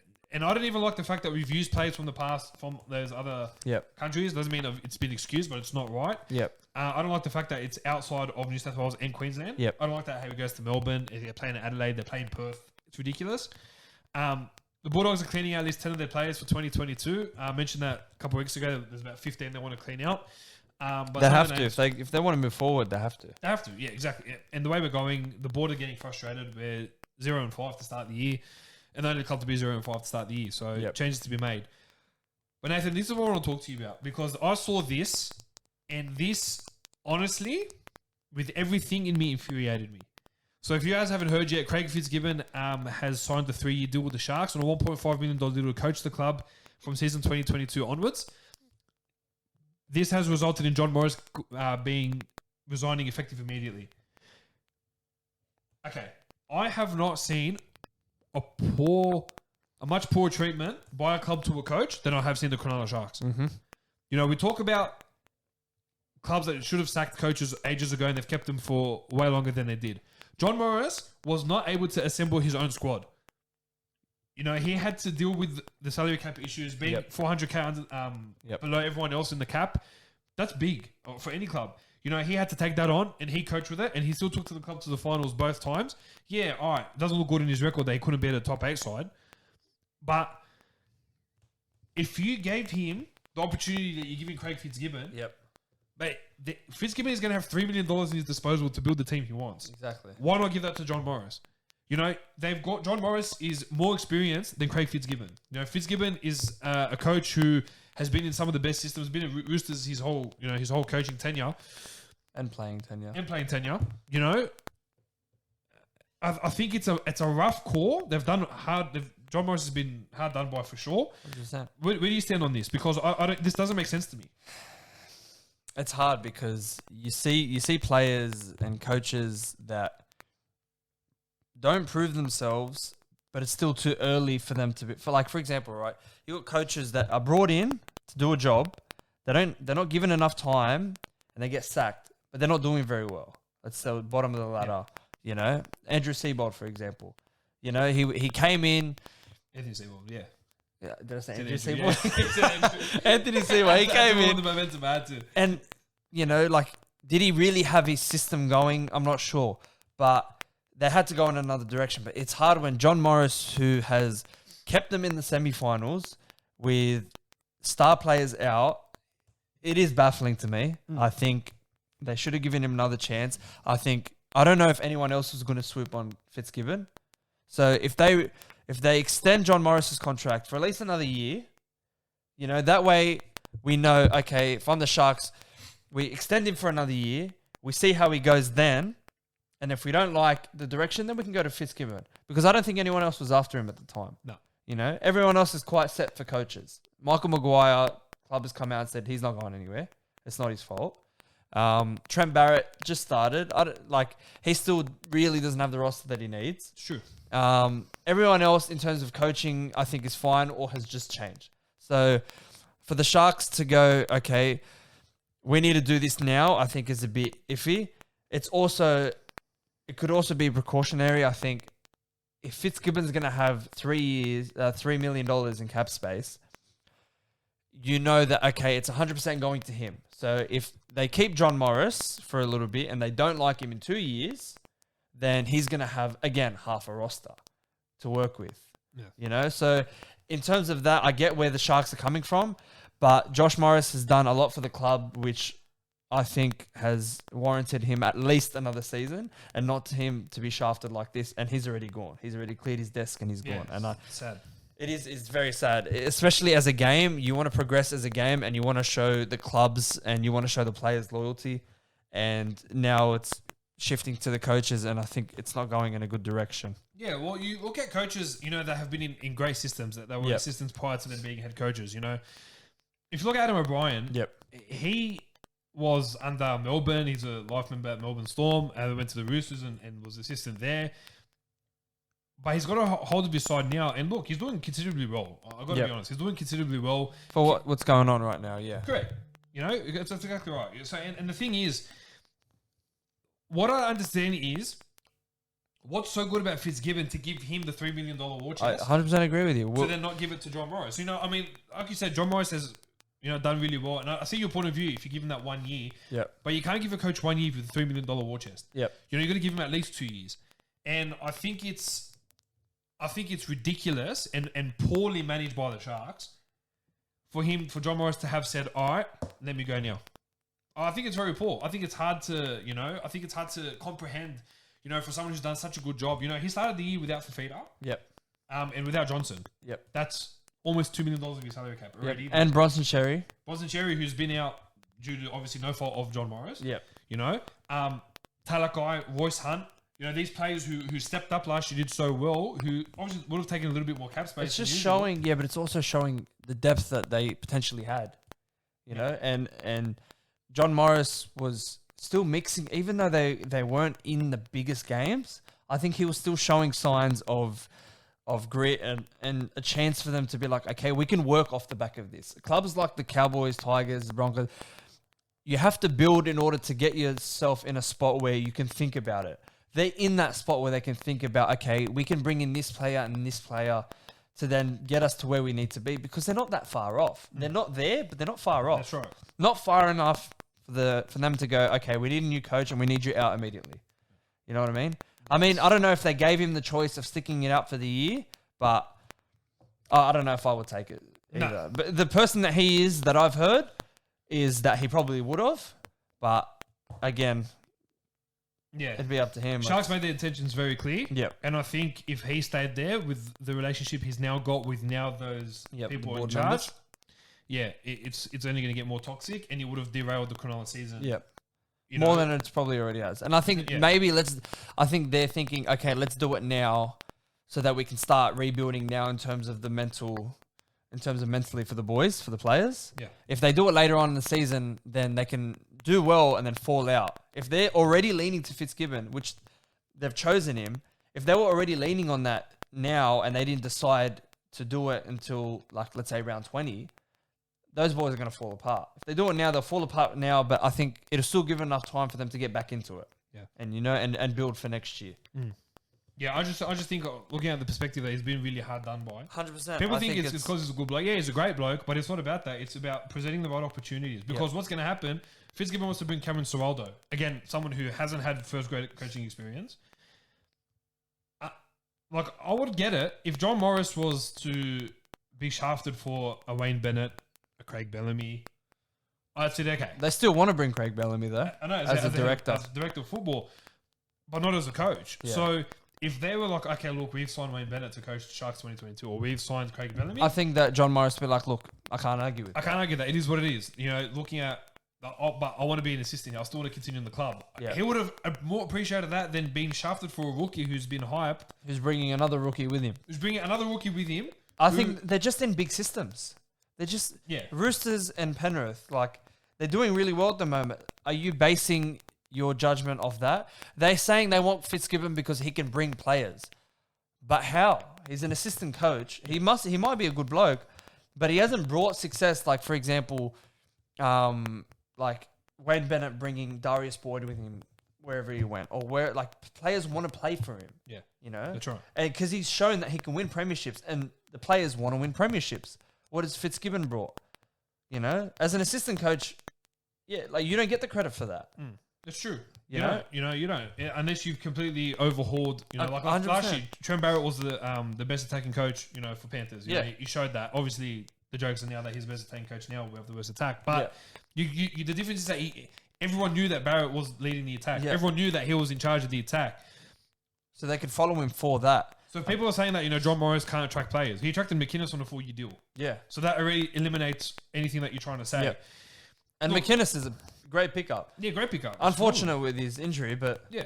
So if Morris had all the cap space, if he had the opportunity, I reckon he could have definitely attracted more players. I reckon he would have kept them in the top 6 and pushed them into a preliminary final. Yeah. Maybe get lucky, get into the grand final. Definitely. I think he's been hard done by, and I genuinely hope he gets into another coaching gig elsewhere. Yeah. I really do. Me too.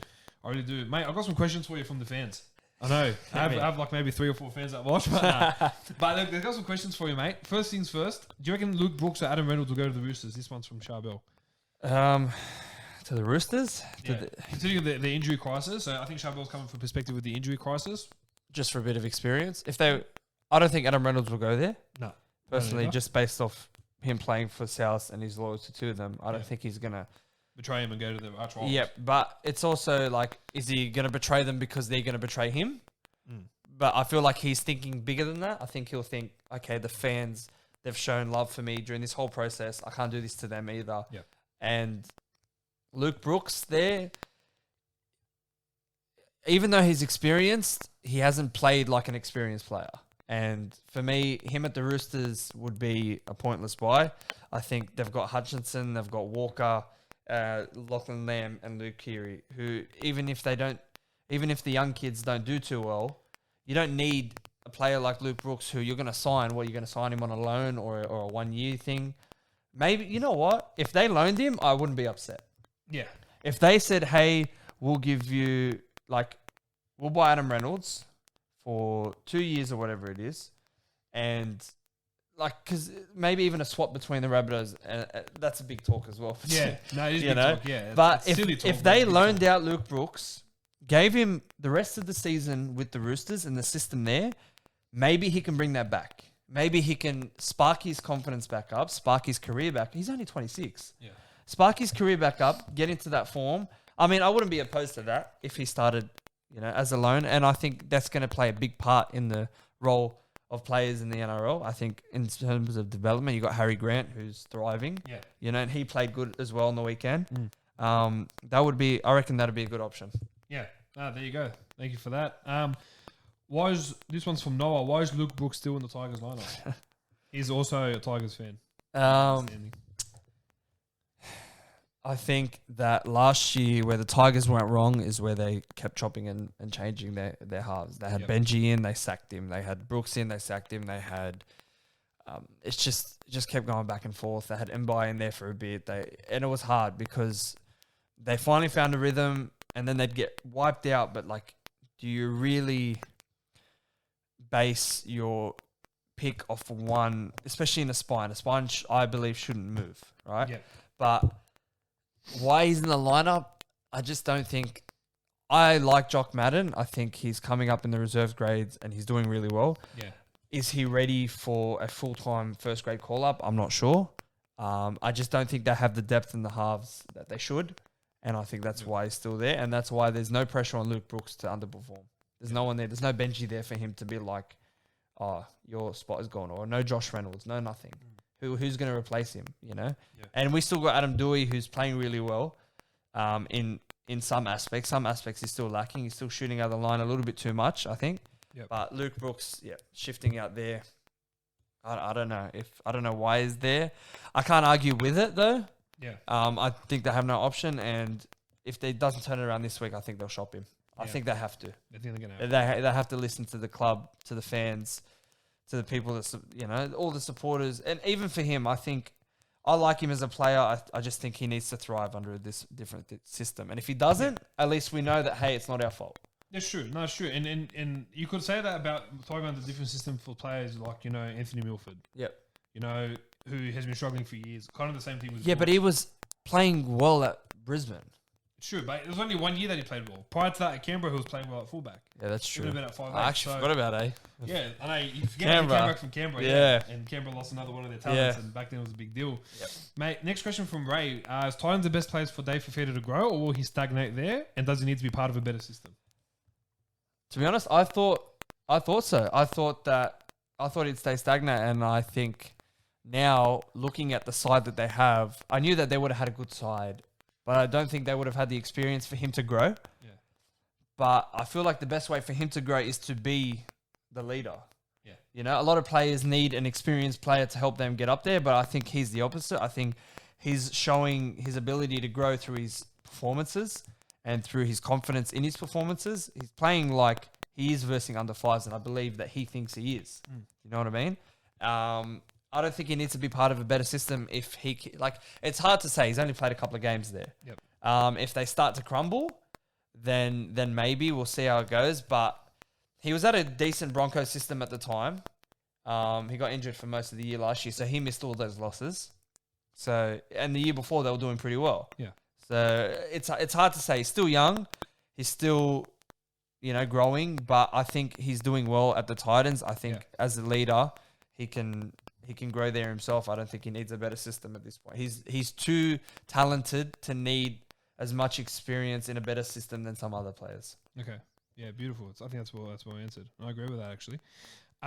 Jeremy over at Blacktown, what's next for the Bulldogs? New coach, signings, etc. haven't changed much. I got no answer for the Bulldogs. I don't think anyone does. Yeah, well, look, I think you just have to be patient. You got to trust the process. You can't just bank on someone. He's lost 5 games, first thing. But I'm under the impression that Barrett isn't really coaching the squad he wants to be coaching right now. You know, I don't think he wants Ernie Katoa playing 5 8 at times. I don't think he wants Lachlan Lewis having to chime in, even Brendan Wakeham. I don't think he wants Dylan Napa there. I don't think he wants, you know, these players there that he's had to kind of jump into. He hasn't won them at the club. You know, I think he needs some time. That's my personal opinion on that. It's also, as a Bulldogs, people that follow the Bulldogs, I think it's hard to trust the process when you feel like there is no process.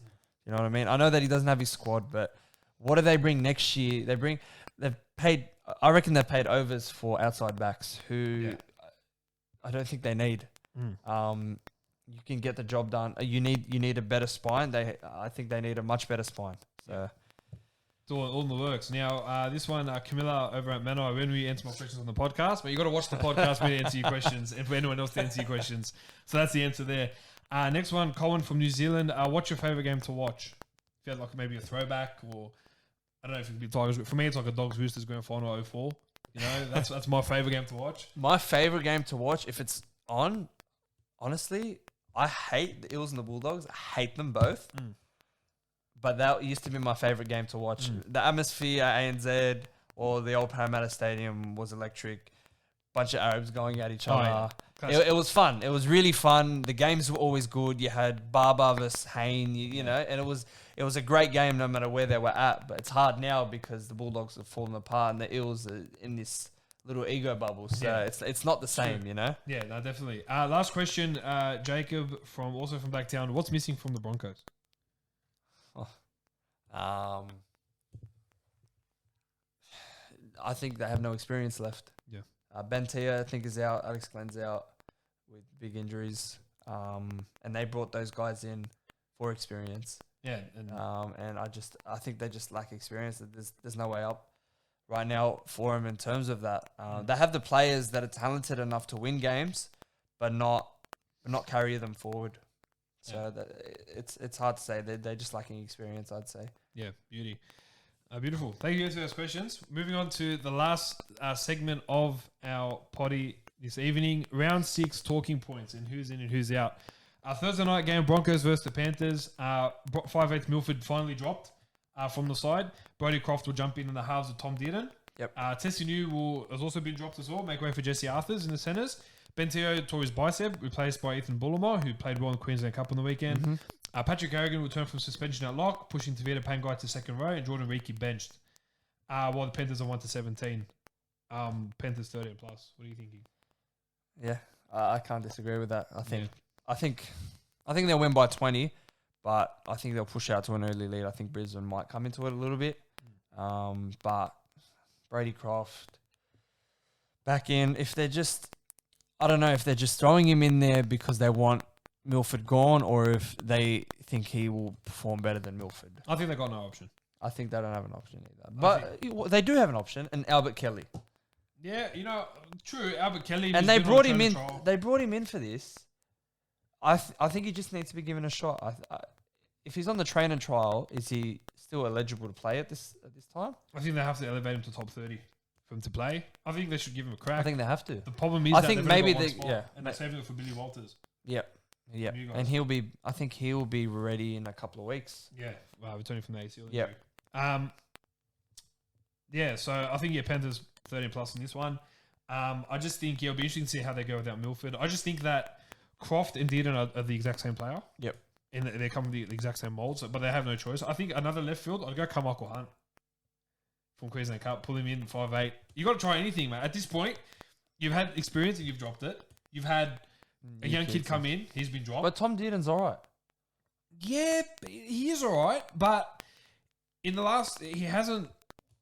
There's only so much he can do. Yeah, exactly. What can he really show? Like, it's true, and his half partner being. But what can Carmichael Hunt really do? You know. It's just look. I haven't seen him in a while. I can't say nothing. Me neither. But it's just about trying something new. You know, you throw the idea of Albert Kelly. You know, Carmichael Hunt's been around the game. But I think he's been around. Yeah, but I think he's much older than Albert Kelly. He's 2 years, 3 years. Yeah. So, look, just throwing out any suggestions for the Bronx. I guess so, if you want maybe Nathan to go and play 5'8", you know, he could be fun out there. I'll go to Brisbane, have a laugh. I'm all good, mate. Knights coming up against the Sharks.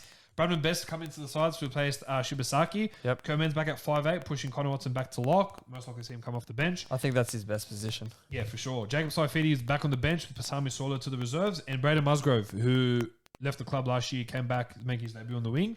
For the Sharkies, Wade Graham and Senator Josh Dugan are out due to HIAs. Due to foul HIAs last week. Connor Tracy moved from the bench to the centres to replace Dugan. And Bryden Okoro back to the suspension. And CSC for Talakai, one of my favourites from last year. First game of the year off the bench. I think we were talking about this earlier, man. I'm going to go the Knights in this one. I'm going to back you. I'm going to go the Knights. Yeah, taking off what you said earlier, I think with all the distractions happening with the club at the Sharks at the moment, I think it's a perfect time for Knights to go back home and really put in a performance. And their fans back them. Yeah. Their fans show up. I think they have the best fan base in the NRL. I think they've endured the most because they've had success. And then last 10 years, they've spent I don't know how long out of the top 8. Yeah. And they can come back. They've got their boys back. I think the Sharks, without Wade Graham, I think he's a fantastic leader. I think he's one of the best in the game in terms of leading. And without him, I don't know how the Sharks can really push. If they do, and they maybe use it as fuel, maybe they can get the win. But I know how desperately the Knights need this win, and I think they'll roll them. Yeah. I really think they'll roll them 13+. Wow, yeah, be cool. I'll pause just thinking Knights 1-12, but yeah, look, it wouldn't be surprising. That Kurtman comes back into the side. Bradman Best as well. Back into the side. Watson back to lock. It's Saifidi back on the bench. Yep. I can see where you're going with that. Storm taking on the Roosters. Storm 1-17. For the Roosters, Ben Marshke, named to start for Freddie Lussick, but he's potentially going to be suspended for a game or two. Not sure if you've heard anything on that yet. Yeah. No, I don't. I think that's probably out now. They're probably in the room right now. Probably, trying to work that out. If that's the case, Roosters will have to seek an or exemption to play someone from SG Ball. Yep, which is pretty dire. No, they got Adam Kieran on as 14. They got him on the bench, so he'll make his return. Yeah, he'll start. I reckon he'll start, and then they'll probably chuck. I reckon they would have gone Radley, but Radley's just come back from an ACL injury. So, I guess so. They could have done that, and Collins will come back as well, and Fletcher Baker will go. Collins is such a good player, man. Yeah, they've missed him. Lindsay Collins is such a good player. They've missed him the last couple of weeks, especially his go forward. Yeah. This game, I've got to back Storm. I want to say 1-12, but you know what? Anything can happen. We just still have their gun back line. I feel like the Storm will take advantage. Yeah, they'll take advantage for sure. Yeah. And they need to. They need to make a statement. They've versed a couple of low teams. I think this is the best week to be like, they lost to Penrith. They lost to the Eels. They have to win. They have to. They have to show that they're not even a contender, but a premier side. That. If you beat them, you have to contend. You become a contender. They don't want to be a contender. They are a contender. You know what I mean? No, definitely. Prove that. I agree with that. Yeah, that's true. Saturday, Arvo 40 and Mudgee Seagulls take on the Gold Coast Titans. John Jaworowicz makes his long-awaited return from injury, which is really exciting. I'm very excited. He plays Dylan Walker, who's tore his hammy, will be out for 4 to 6 weeks. Can't wait to see him. Yeah. Hamawali Olakuatu will come back in the second row from injury, and Cade Castle will come on the bench as well. Tavita Funa will go to the reserves, and Titans not really making any changes, 1-17. I'm going to say Titans, but I'm looking for a more improved performance from the Sea Eagles, especially with Tom Jaworowicz back. I think he'll cramp up a little bit with the speed of the game changing up. It'll be good to see him play a week, and for sure. That'll be it. Yeah. For the season. Hopefully not. Bloke, he's a good player, man. Yeah, I know, he's great. He's a great player. We need him in the game. I think he's so damaging, and especially come Origin time, I think he's going to be so crucial. Yeah. For sure. And they've still got him in the side picked, I reckon. They've still got him in the side picked, and he hasn't played all year, so... That's true. No, next game, Rabbitohs versus your boys Tigers. Yep. Cody Walker coming to the side back at 5'8", to Benji to the bench, and Dean Hawkins out of the side. Mm-hmm. Well, for the Tigers, like you mentioned, Jake Simkin will make his debut, pushing Little to the reserves. Asher Kapoa replaces Leilua in the centres. And Stefano Otoikamanu will start, pushing Musgrove to the bench. A couple of changes Maguire needed to make here. Jake Simkin, is it really worth dropping Little? I thought Little's been playing pretty well. He has been playing really well, but I think that's also why he should have. I think Michael Maguire's made the right decision. I think he's played big minutes. He's played 80 minutes. He played. Moses Mbai came on for a little bit at hooker. Yeah, he's played 60-odd minutes the last couple of weeks.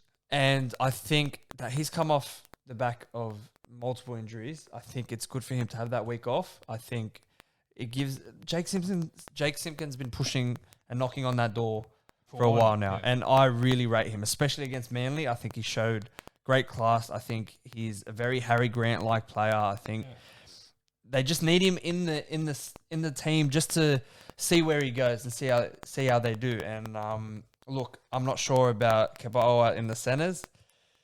Do I put Moses Mbai in there defensively? Like, I probably wouldn't. I think Mbai's a defensive liability, especially in the centers. Yeah, maybe. I think he played decent against the Eels. I think maybe I'm just holding on to that. And Kaboa's before. It's just hard because you're versing a red hot Rabbitohs backline who are just going to tell you either way you're going to be you're going to get teared up. So Zane Musgrove I think has played really well. And Stefano, obviously, he's scored a couple of tries over the last couple of weeks. Yeah, and he has been a good signing. And yeah, the young fella, he's really pushing hard. Look, they're going to get blown. Yeah. But if they're going to make a statement, I think it might be against the Rabbitohs. I feel like when their backs are against the ropes and they've been slammed, they come out the next week firing against a big team. Yeah. Like, they've played against the Rabbitohs, and the last 3 games against them have all been within 6 points. So, anything can happen.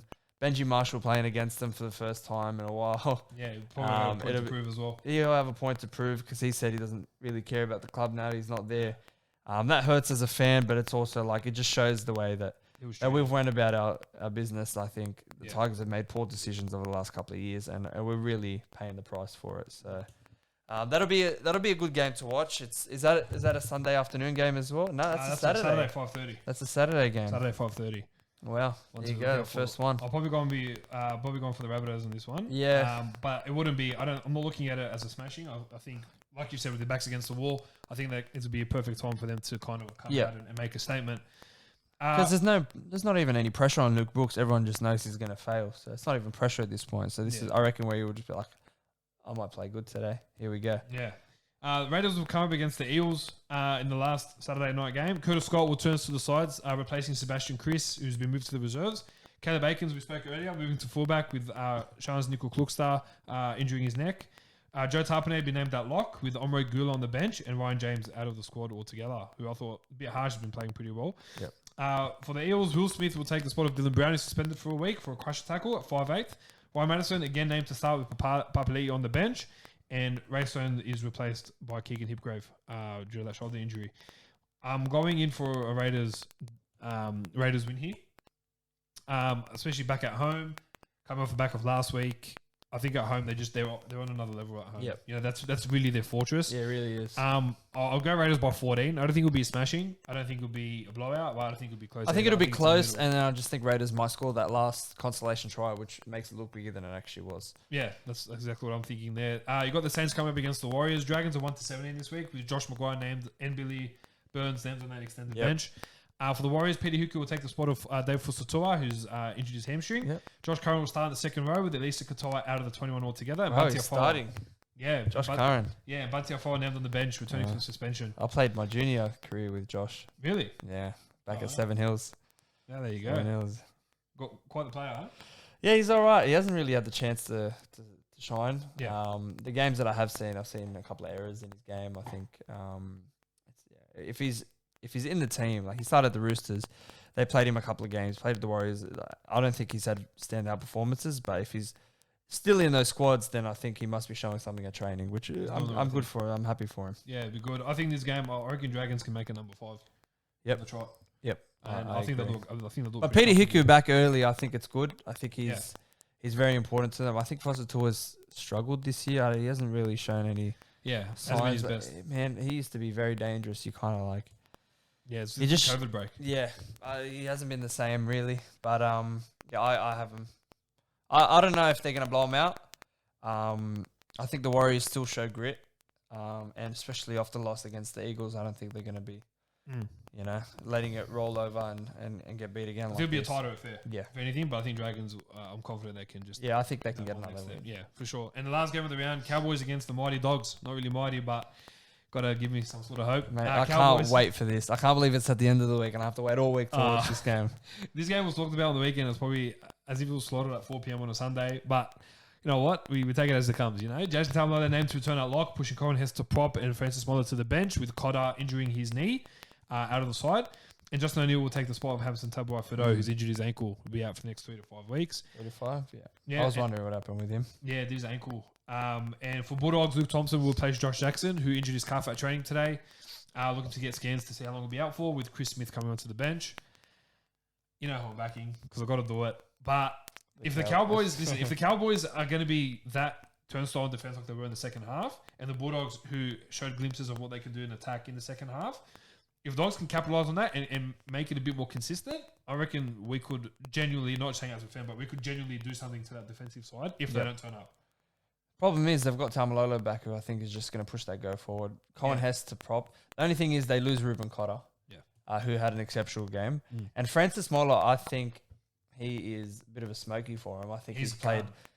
So he busted the line a couple of times. I've got him in my super coach as well. Yeah. And honestly, I'm kind of looking to trade him because he's really good, and I need someone to buy him so that I can get someone good in return. You know, I need a center wing. You know, so if anyone out there in the league, so send them in the rugby league, send them over, mate. That's all things round 5. It's a wrap. Nathan, thanks for joining me, mate. Thanks for having me, mate. It's probably one of the most enjoyable ones I've done so far, to be honest. Thank you guys for tuning in on League Chat with the Stat. You guys know that we're all over our social media in our podcasting streams. The announcement. We're coming out with merch. League Chat with the Stat merch. We're coming out with it, getting excited. We're just going to roll with hats at the moment. A little bit different to this. I'll bring out concepts over the next week or two. So that's really exciting. Looking forward to it. Yeah, we have all the information coming out. You'll be able to get it on Instagram and Facebook. But as I said, more details will be following. Nathan, again, thanks for joining me. It's been an honor, mate. Really appreciate it. Guys, thanks again for tuning in. You have yourselves a good week. Enjoy round 6, and we'll talk all things round 6 next week. Take care, guys.